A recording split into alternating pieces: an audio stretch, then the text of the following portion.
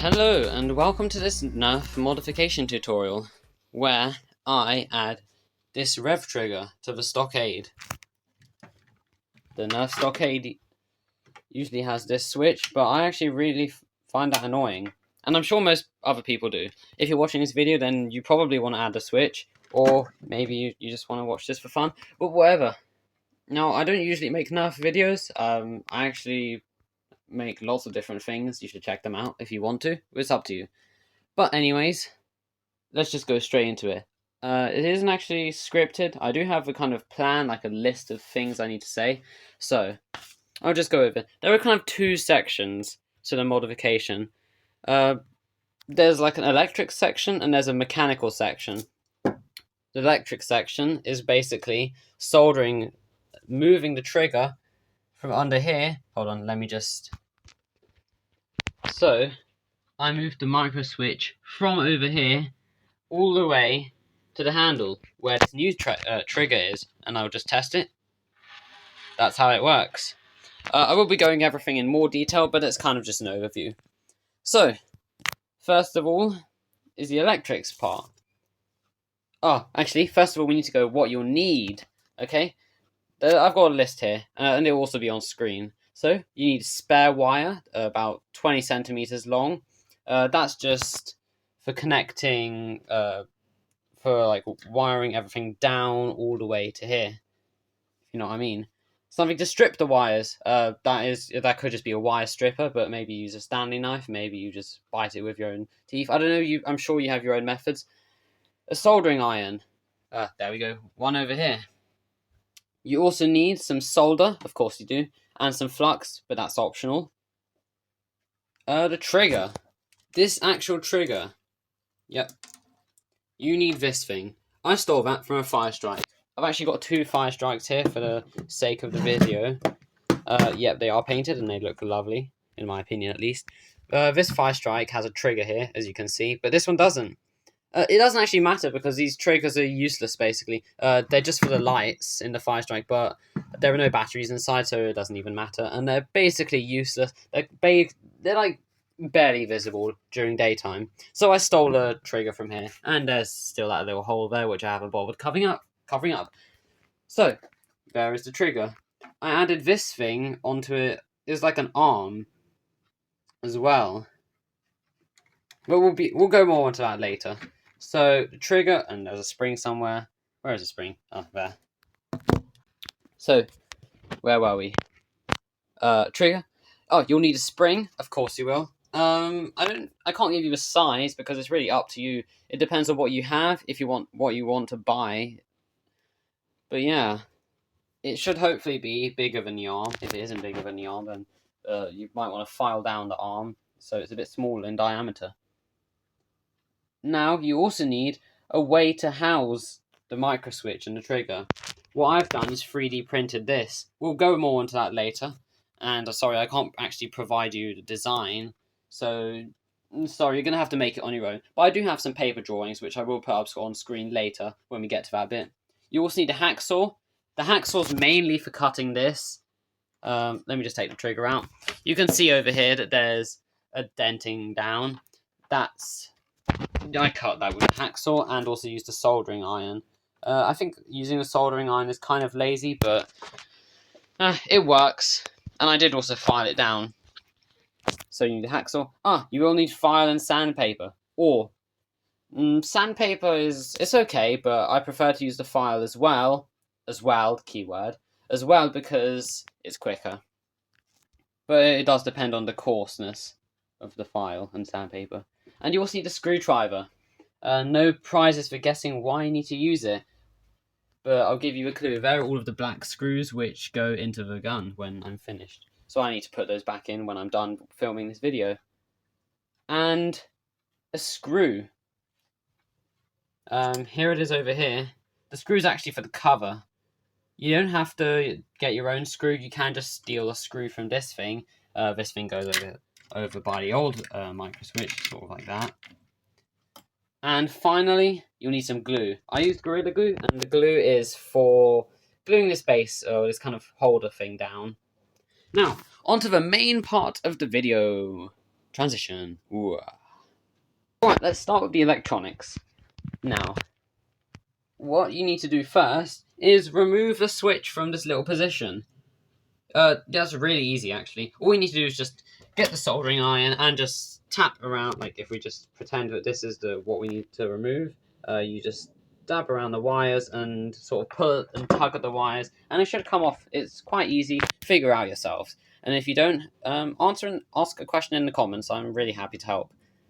So, after you've removed the micro switch from over here, what you're going to need to do is connect the wires together. Now, if you actually look really closely, you can see that these are soldered together.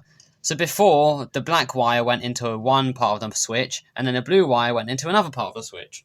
So I soldered those together. If you do that first, though, then the flywheels will be on, and that is until you break the circuit. So, sadly, I can't actually show you what it looked like before, but before there was a wire going from around here all the way down to there, to that micro switch. But what you need to do is get some cutters. Oh, that I forgot to say. Did I say that? Yeah, you will need these cutters, and what you need to do is cut the wire and break the connection. It actually might be a good idea to remove the batteries from the tray, but what you should actually be doing is cutting here first, and then soldering these two together. So, once you've cut over here, then you need to get some wire, and it needs to be long enough to reach all the way from over here to here.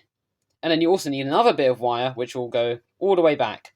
And as you can see, there's the wire that I have. There's one little bit over here and one little bit over here. And it goes all the way, where you can see there's one connection over here, and there's another connection there. Now then, you need to solder the wires on.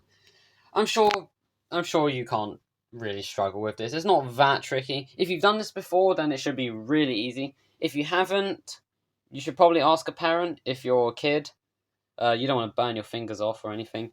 Solders are really, really hot. So hot they can melt metal. Oh yeah, use a file when you solder.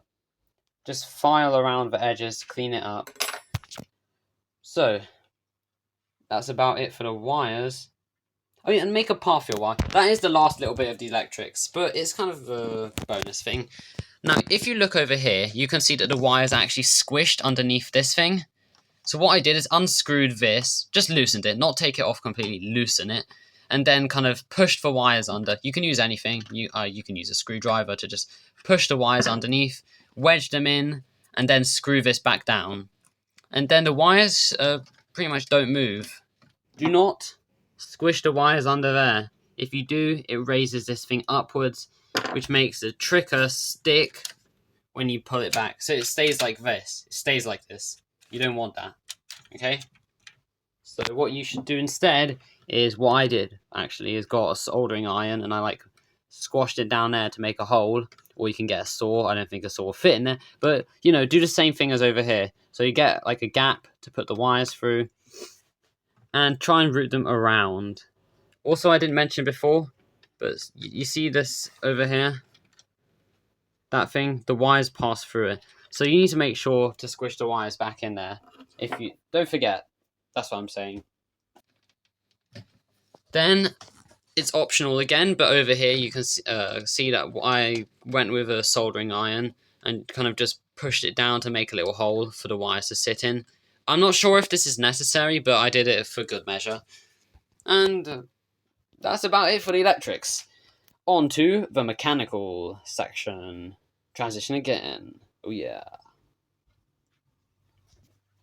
Now, the mechanical part is a little bit trickier, because, well, you kind of need to do some thinking.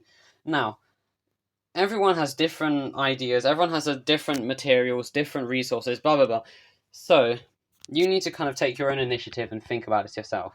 The first thing you need to do is, well, you obviously need to find a trigger. I stole one from the Fire Strike. You can make one yourself. I don't know, maybe you can 3D print one. You can take a random bit of plastic which fits in there. All it needs to be is something which you can push. It can, for all I care, just because how good, here. random object on the desk. For all I care, this could be the trigger. If I just plonk this here, as long as I can use it with, as long as I can push it down, it should be fine. When you have your trigger though, you do need to add your arm. Like I said before, the white bit's the arm, and that's the bit which pushes onto the micro switch. So if I can just demonstrate, struggling. Here we go. So if I just push like that, you can see that the arm is the thing which pushes onto the black toggle kind of thing. So that's what you need. I just glued it on with some super glue. And I also used a drill. Oh, got one handy over here. You use this bad boy. Well, not the actual drill bit, not the exact drill bit, but I used that to kind of drill indentation so that the arm can sit inside better. So it's not like... It's got a better connection. I'm sure you understand what I mean.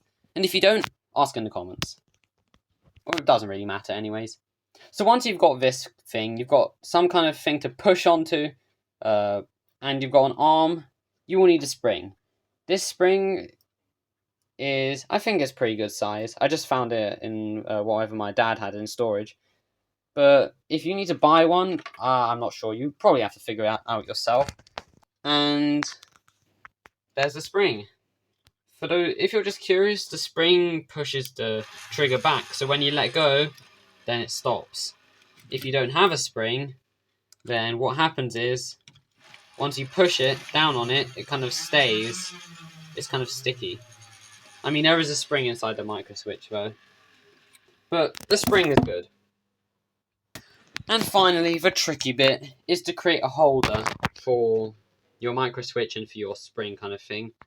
What I originally was doing was looking at the Nerf Stryfe, some internal pictures on Google, but I prefer to use it like this. Because what the Stryfe does is, if there's the micro switch, it pushes on like this. And I don't like that because it's not as reliable as doing it like this, like directly head on. So I think you should do it like this. Now, the last stage is to glue this down. You know, I should probably elaborate more on the casing actually. So here we go. I'm going to take everything out and then show you exactly what it looks like. And maybe you can 3D print something, or you can make it with your own spare bits and pieces. I'm sure you'll be able to figure it out. Okay, I've just gone and taken everything out. Now, if you look closely, there's kind of 3 sections to it. This first section is where the micro switch is held. Then we've got a second section, which is really tiny. Let me just get a screwdriver to show you. This is the second section, and that is where the black switch goes. The black toggle, I don't know what it's called. Yep, there's the black switch on the micro switch. That black thing. And then the final section is this, which is just where the spring goes. Like that. There is also a hole over here, so the arm can actually push through. And I've also got a little indentation over here, just so that the micro switch is a little bit easier to take out. Oh, and of course we've got this front opening. That's so the wires can actually come out, if you want your wires to come out. If not, I don't know. And let's just pop it back in. He says, struggling. Anyways, that's about it. Oh yeah, so you need to glue it down. I used Gorilla Glue. I sort of went a little bit over the top. So then what I decided to do, I felt like it wasn't drying very well. So then I took it off. That was about after half an hour of waiting. I took it off. I scraped a lot of the glue off, and I got some super glue. And now it's pretty firm. I don't think, I mean, unless you really slam down onto the trigger, I'm sure it won't move. I did forget to say that, put the cover on. There's your screw, and there's your cover. And that's about it. I haven't actually done a firing test yet, so I really do hope it works. But that's about it for the video. So, I've got a few things to say for you. Please ask questions in the comments if you don't know what something means, if you're struggling with something, if you don't have something, if you want an alternative, please ask. I'm really happy to help, trust me. I make YouTube videos and I help people.